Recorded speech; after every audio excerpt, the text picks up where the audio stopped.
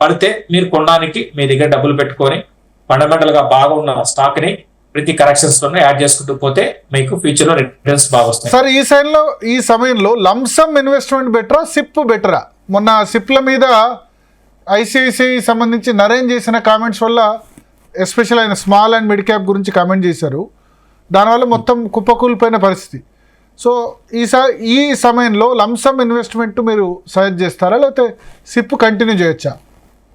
సిప్ని ఆపకూడదండి. SIP అనేది అసలు ఆపడం అనేది కరెక్ట్ కాదు. మ్యూచువల్ ఫండ్ లో ఎస్ఐపి చేస్తున్న వాళ్ళు ఎందుకంటే మీకు పడుతున్నప్పుడు ఇంకా మీకు తక్కువ దొరుకుతాయి కదా. సో కాబట్టి ఏంటంటే ఒకటి మెచ్యూర్గా ఉండాలండి. అన్నిటికి మించి చాలా మెచ్యూరిటీ ఉండాలి. ఫస్ట్ మనం చూడాల్సింది ఏంటి, స్టాక్ మార్కెట్ లో ఇన్వెస్ట్ చేస్తున్నామంటే ఒక బిజినెస్ పరంగా చూడాలి. సో బిజినెస్ లో అటుపోట్లు ఉంటాయి, అప్ అండ్ డౌన్స్ ఉంటాయి. సో దాని తగ్గట్టుగా మనం ప్రిపేర్ కావాలి. ఒక మెచ్యూరిటీ ఉండాలి. ఒక మంచి క్వాలిటీ స్టాక్స్ లో ఇన్వెస్ట్ చేయడానికి ప్రయత్నించాలి, లేకపోతే తెలుసుకోవాలి. అంతేగాని ఇట్లా కొంచెం పడంగానే భయపడిపోయి ఎగ్జిట్ అయిపోయి. చాలా మంది అసలు సిప్ సిస్టమే కరెక్ట్ కాదని ఈ మధ్య యూట్యూబ్ లో చాలా మంది సలహాలు ఇస్తున్నారు. ఏం చెప్తారు మీరు? సిప్ సిస్టమే కరెక్ట్ కాదని చాలా మంది అసలు యూట్యూబ్ లో చాలా మంది సరే కొత్త అనలిస్టులు పుట్టుకొచ్చారు. అసలు సిప్ సిస్టమే కరెక్ట్ కాదు, మానేయండి సిప్లు, ఇట్లా థంబ్నెయిల్స్ పెట్టి చేస్తున్నారు. ఏమంటారు మీరు?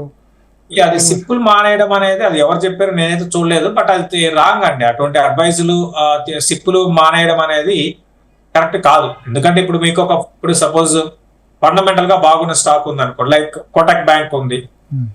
కోటక్ బ్యాంక్ ఇక్కడ మనం కొన్నాం అనుకోండి, ఇక్కడ నుంచి కొంత పడింది, 1800కి వచ్చింది. సో ప్రతి నెల మనం కొనుక్కుంటూ పోతే ఓవరాల్ గా కోటక్ బ్యాంక్ లో మనకి రిటర్న్స్ వస్తాయి తప్ప ఇంతవరకు సిప్పుల్లో ఇన్వెస్ట్ చేసిన వాళ్ళు నష్టపోయింది లాంగ్ టర్మ్ ఉన్న వాళ్ళు ఎవరు లేరంటే. సో కాబట్టి అది ఎవరు చెప్తున్నారు ఏంటో తెలియదు. కానీ ఇప్పుడు ఎలా అయిపోయిందంటే యూట్యూబ్ లో ఎక్కువ వ్యూస్ కోసము సో ఈ స్టాక్ ని కొనండి లేకపోతే మీరు జీవితం మీరు వ్యర్థమైపోతుంది కొనకపోతే అంటారు. ఆ స్టాక్ ని హైలో హై అని చెప్పలేము, బట్ దాన్ని హైప్ చేసి దాన్ని పైకి తీసుకెళ్లి అంటే వాళ్ళకి అవగాహన ఉండదు స్టాక్ మార్కెట్ మీద. అవగాహన వాళ్ళంతా యూట్యూబర్స్ అండి. వాళ్ళకి ఒక బిజినెస్ మీద కానివ్వండి, స్టాక్ మార్కెట్స్ మీద కానివ్వండి, వీటి మీద అవగాహన ఉండదు, మెచ్యూరిటీ కూడా ఉండదు. ఆ థంబ్నెయిల్స్ పెట్టేసేసి ఈ రీటైల్ ఇన్వెస్టర్స్ ని బాగా నష్టపరిచారు. మరీ ముఖ్యంగా మన తెలుగు స్టేట్స్ లో కూడా అదే జరిగింది. రీసెంట్ గా ఐపీఓస్ లో చాలా పెద్ద నష్టం రీటైల్ ఇన్వెస్టర్స్ కి వచ్చిందండి. మరీ ముఖ్యంగా ఐపీఓస్ లో పదే చెప్తున్నాను, రీసెంట్ గా వచ్చిన ఐపీఓస్ అన్ని కూడా రూపాయి వస్తూనే 100 రూపాయలకి అమ్మారు, ఒకరు 200కి అమ్మారు. సో అవి బాగా దెబ్బతీసే అవకాశాలు రీటైల్ ఇన్వెస్టర్స్ కనపడుతున్నాయి. సార్ ఇప్పుడున్న పరిస్థితుల్లో స్టాక్ మార్కెట్ లో ఇన్వెస్ట్ చేయాలా, రియల్ ఎస్టేట్ లో ఇన్వెస్ట్ చేయాలా, ఎస్పెషల్లీ తెలంగాణ ఆంధ్రప్రదేశ్ సంబంధించి, లేదా గోల్డ్ లో ఇన్వెస్ట్ చేయాలా? ఒకటండి, ఇప్పుడు ఆల్రెడీ మన ఇండియా అనేది రియల్ ఎస్టేట్ కి ఫస్ట్ నుంచి మనం ప్రయారిటీ ఇస్తూనే ఉన్నాం ఇప్పటి వరకు. ఈవెన్ ఇప్పుడు కూడా మన ఇండియాలో ఇన్వెస్ట్మెంట్స్ ఎక్కువగా ఏంటి అంటే ఎక్కువగా దాదాపు అందరు రియల్ ఎస్టేట్ అండి. సో అయితే రియల్ ఎస్టేట్ కూడా ఏంటి అంటే ఇప్పుడు మన తెలంగాణలో మనం చూస్తున్నాం బాగా పడ్డాయి. లాస్ట్ ఒక 1 year నుంచి 30%, 20%, 30% డిప్ వచ్చింది. సో రియల్ ఎస్టేట్ అనేది కొంచెం ఆగొచ్చు. అంటే ఓవరాల్ గా రియల్ ఎస్టేట్ ఎవరికంటే రియల్ ఎస్టేటే బిజినెస్ గా తీసుకునే వాళ్ళకి ఎక్కువ రిటర్న్స్ వస్తాయండి. అంతేగాని రీటైల్ ఇన్వెస్టర్స్ మాత్రం రియల్ ఎస్టేట్ లో పెద్దగా భారీగా డబ్బులు అయితే రావు. 12%, 13% kind of returns real estate లో మనం ఇక్కడ నుంచి ఎక్స్పెక్ట్ చేయొచ్చు. గోల్డ్ అంటే ఓవరాల్ గా సిఏజిఆర్ గాని గమనిస్తే 8.4%, 8.2% అండి. అంతకుమించి గోల్డ్ లో ఎక్స్పెక్ట్ చేయలేము. అయితే లాస్ట్ ఒక 1.5 year లో గోల్డ్ బాగా పెరిగింది అనుకోండి, అది వేరే విషయము.